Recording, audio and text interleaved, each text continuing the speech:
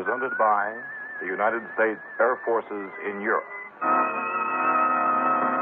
I am the Whistler, and I know many things, for I walk by night. I know many strange tales, hidden in the hearts of men and women who have stepped into the shadows. Yes, I know the nameless terrors of which they dare not speak.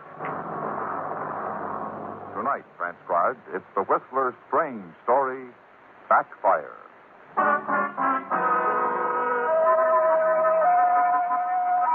Just a moment before, the music of the little tango orchestra had seemed pure magic to him as they sat at their special table in the soft, enchanting gloom of the Club Madrid. Now it was discordant, and the thing that had transformed magic into misery in a split second was what Amy had said, tossed across the table to him as if it had been a comment on the weather. I'm sorry, Carl. I don't love you. I never did. What? Amy, what do you want? Really, darling, it isn't anything to look so serious about. You must have known we couldn't go on like this forever. Amy. Amy, look, we just can't throw it all away. You've got to understand. Oh, what a way. Carl, dear, you're being awfully naive, don't you think? Amy, I love you. Is that naive? That's stupid? Well, it doesn't make very good sense, dear. We've had 3 months, 3 wonderful, exciting months. Arnold's coming home tomorrow, and that's that. When did you find out? He was in San Francisco this morning. Aren't you a little worried about him? Why? We've been discreet enough. It's a little strange. A man can be so brilliant and so blind all at once. You almost look as if you delight in telling Arnold that. No, I'm afraid I couldn't afford to. Naturally. I think Arnold might resent it a little if he knew his wife had become romantically interested in her chauffeur. Well, that puts me in my place quite nicely. It was meant to. Now, suppose you run out and get the car. I want to talk to the orchestra leader for a moment. Well, what are you waiting for? Of course, Mrs. Pearson. Right away.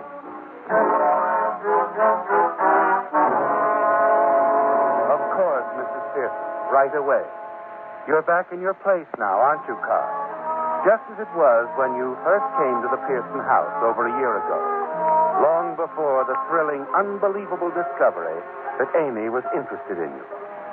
As you walk dumbly out of the nightclub, your mind goes back to the day Arnold Pearson hired you. Well, Carl, I have an idea you'll work out quite nicely. Well, for some time now, I've thought we should have a chauffeur.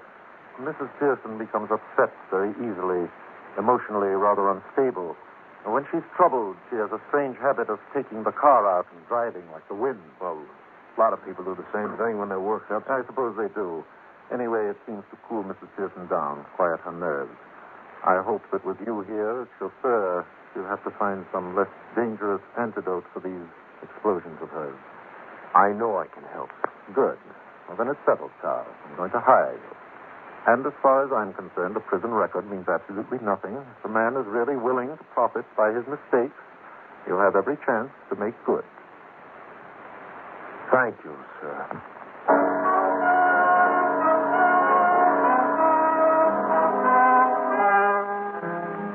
Yes, Carl. You're back in your place. Right where you were the day Arnold hired you, fresh out of state prison.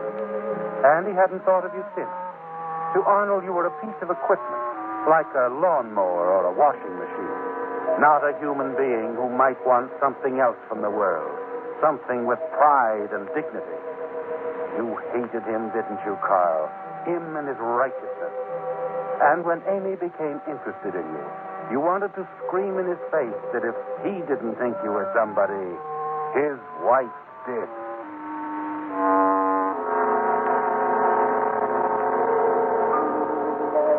But that's all over now. The evenings at the Club Madrid with Amy are part of the past. She's Mrs. Pearson again, and you're back in your place as chauffeur. You're a little uneasy when Arnold called you into his study on the night of his return. I don't know quite how to begin, Carl. Something rather unpleasant has been called to my attention. First, however, I think I ought to tell you that I've advised my lawyers about you, Carl. You'll never want for anything, even if something should happen to me. Oh, why, that's very kind of you, sir. I had no idea. Oh, I'm happy to do it, Carl. All I ask in return is your confidence. It's about Mrs. Pearson. Mrs. Pearson. As you know, Carl, I'm quite well known, and, well, the fact of the matter is a chap from the firm spoke to me about Mrs. Pearson this afternoon. He implied she'd been seen on a number of occasions in the company of a strange man. Oh, that's only probably gossip, sir. I hope it is just gossip. Sort of upset me, that's all. Coming home to a lot of ugly rumors about my wife and an orchestra leader. An orchestra leader? Yes. I believe he's working at the Club Madrid. That stopped you, didn't it, Carl? There was only one reason for all those evenings with Amy at the Club Madrid. Terry Larkin, the orchestra leader. You were stupid not to have seen it from the first. You're raging inside as you walk downstairs to the library. Amy is still there, curled up with the fireplace, with a book. Well, Carl, what's the matter, darling? I just talked to your husband. Seemed there are rumors floating around. Well, I didn't understand. Baby blue eyes. Beautiful, innocent baby blue eyes. Why, you cheap, heartless little tramp. Kind of a hobby yours, isn't it? Making a fool out of every guy you meet. I ought to do Terry Larkin a favor. I ought to go to him right now and give him the tip-off. Tell him how he's due to be tossed aside, huh? You're not going anywhere, understand? And you're not going to do or say anything. Because I can talk too. And because if it came right down to it, I'd sound a lot more convincing to Arnold and the parole board and everyone else. Now, if you don't mind, I'm going out for a drive. Well, wait a minute. You know what Arnold Skip said? it. When I want a chauffeur, I'll ring for one.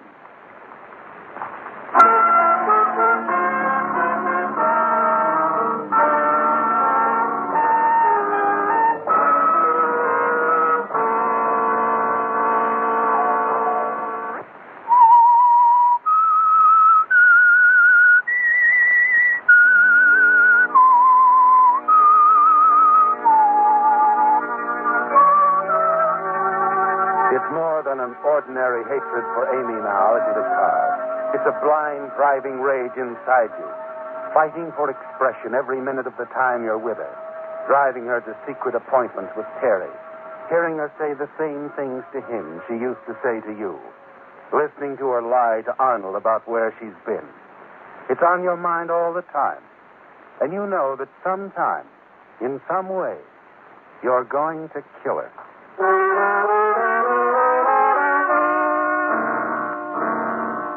It comes to you quite unexpectedly one afternoon while you're having the family car lubricated, watching the attendant finish up. Well, there she is, Carl. Oh, by the way, keep an eye on that speedometer, huh? According to our records, you ran over a little this time. Oh, you mean you keep a record here? Sure, on all our customers. Mileage record, huh? Only takes a minute to put it down, you know. Comes in handy sometimes. Yeah, sure. Thanks, Joe.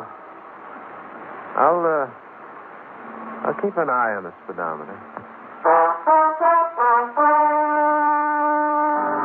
It's exactly 5 miles to the Pearson home from the station. And as the little figures on the speedometer drop into place, parts of a plan start falling into place in your mind. And by the time you arrive at the house, you've decided to do it. Arnold is alone in his study. You hate to disturb him, but you think there's something he ought to know. Carl, are you positive about this? Absolutely certain? Yes, sir, I am. I'm terribly sorry, sir. I wouldn't have mentioned it, but you seemed so upset when you heard about it the other time. Yes, I know. It's all right, Carl. You're simply doing your duty. Where is Mrs. Pearson now? Well, I think she's in the drawing room, sir. Shall I tell you? No, never mind. I'll have Martha call her in a minute. Well, Martha took the afternoon off. Went to a movie. Oh, of course. Well, would you tell Mrs. Pearson then? Yes, sir. Carl, Yes, sir? thank you very much. You've been most loyal. Oh, thank you, sir.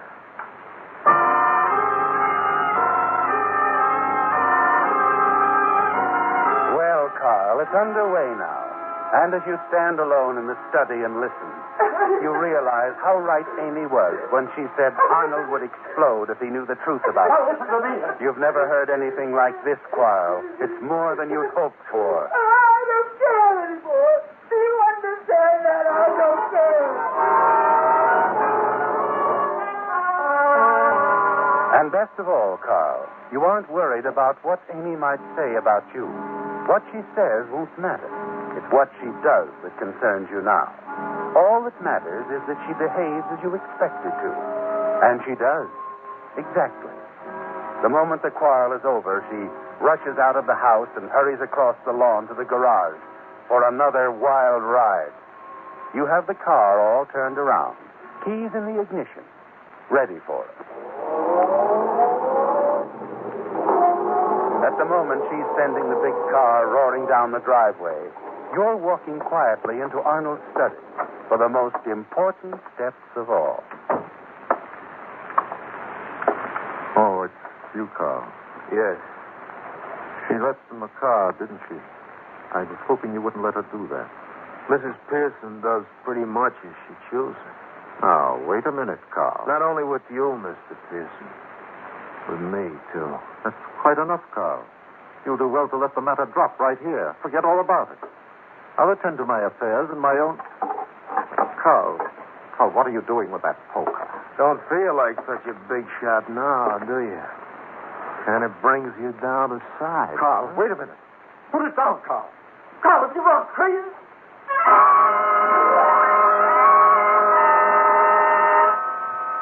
Yes, Carl. He doesn't look so big or successful or patronizing now, does he? And he didn't realize until too late that he made a fatal mistake when he put you in his will. Now you'll not only get back at Amy, but what did Arnold say? You'll never want for anything as long as you live. You carefully wipe the fingerprints from the poker and lay it beside the body. Then leave the study and hurry back to your little room over the garage. Yes, Carl, Amy did just as you expected, and part of the gamble is won. Now the whole plan hinges on time.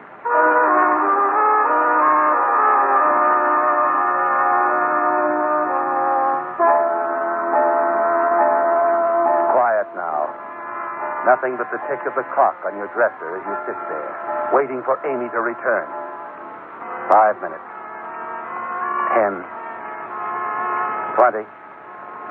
A half hour and still no sound of the car.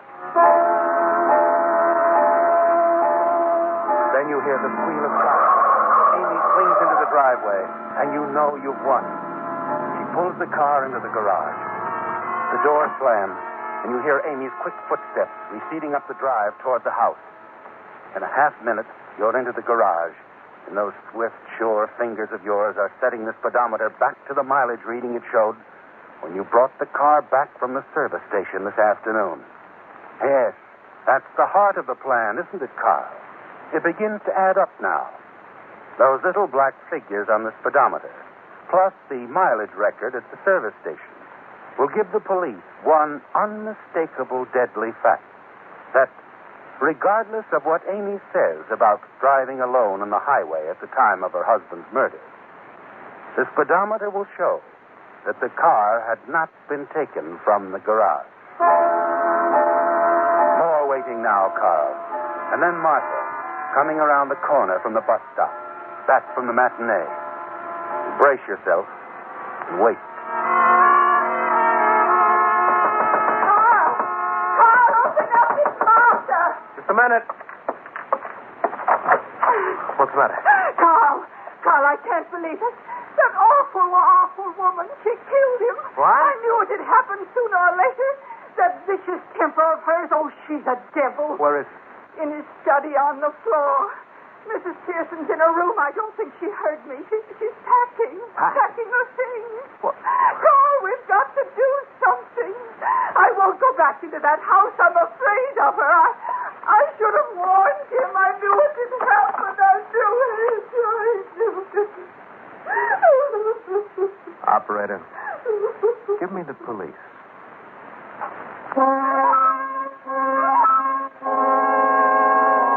It's working even better than you planned, isn't it, Carl? Martha discovering Arnold, and best of all, Amy caught in the act of packing to go away. She must have decided to do that during her wild drive. Realized it was all over with Arnold, that this quarrel was the last one. But who'll believe that story, Carl? It's so fantastic you can hardly believe it yourself. As the police car slides into the drive, the two of you run out to meet it. And you wisely decide to let Martha do most of the she's talking. still up there, Inspector, in her room, cold-bloodedly packing to go away. She was there when I came in and found Mr. Pearson. Carl had come home just before I did. Is that correct, Carl? Oh, yes, sir. I'd taken the car to be lubricated. Of course, as soon as Martha told me, I called headquarters. So she's up there in her room taking her time packing. Her husband dead in the study. That seem right to you, Carl? Why, well, it does seem odd, Inspector, but that's putting it mildly. Well, Mike. Yes. Take 4 men and cover the exits of the house. Stay here yourself until the coroner arrives. Right. All right, come on, you two. Let's go up to the house.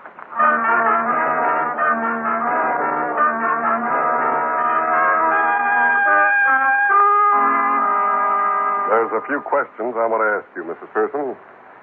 All right, Inspector. You've been a little foolish, don't you think? I have a right to do as I please in my own house. It's a rather interesting attitude at the moment. I think you might explain what this is all about, why there are policemen all over the place. I was about to ask you to do some explaining. I haven't a thing to say.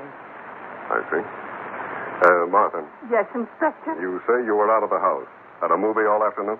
Yes, sir. I just got off the bus a half hour ago and walked up to the house. Then I ran out to Carl's rooms over the garage. All right, Martha. And you, Carl? Well, I've been having the car lubricated. Just got back a few minutes before Martha. Then you were out with the car almost all afternoon? That's right. Carl, what did you say? I said I was out with the car all afternoon. I had it greased and brought it straight home. Nothing wrong with that, is there, Mrs. Pearson? Well, I don't know what to... Inspector, if there's any question, you can check the mileage on the speedometer. They keep a record at the station. That's a good idea. Well, Mrs. Pearson? Why, of course. Yes, of course Carl's telling the truth. He was out in the car. I've been here all afternoon.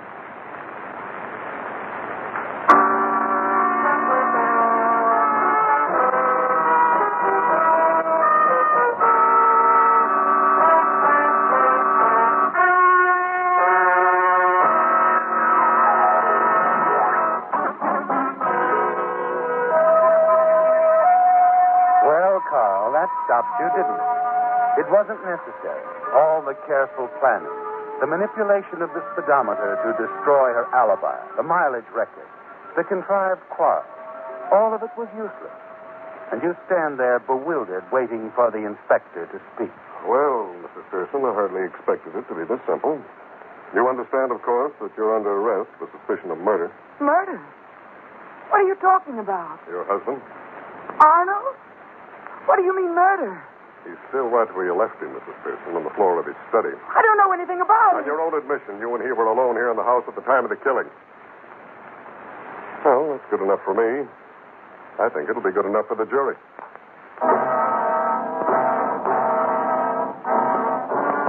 So it finally worked, Carl. And you can let down a little now. It was hard to believe, of course, the way Amy talked herself right into the trap. You try to relax alone in your room. But deep inside, there's a strange feeling that something's wrong. That it isn't over yet. An hour later, you're startled by a knock at your door. Just a minute. Oh, hello, Inspector. Carl?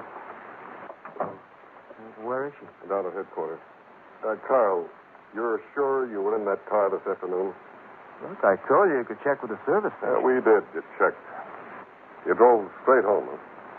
Past the corner of 89th and Palmer. That's the usual route, is it? Yeah. Well, the license number checks, too. There's only one thing. Witness wasn't sure, but he thought a woman was driving. Oh, now, listen. If you think Amy was out in that car, you're wrong. I ought to know. The station man backs me up. Just because some screwy witness thinks he saw her. All right. That's all I wanted to know. What made you think you could get away with it? Pretty serious, you know. With that record of yours, you'll go up for the rest of your life in this state. Look, what are you talking about? Manslaughter and hit and run. That man you ran down at 89th and Fowler this afternoon died 2 hours ago.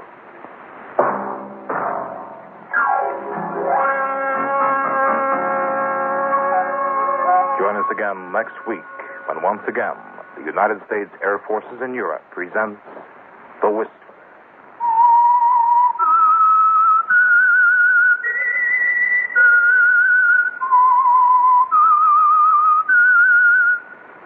This is Air Force Sergeant Don Cormay speaking.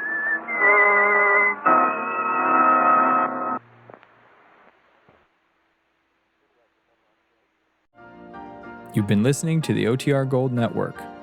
Find more classic radio at otrgold.com.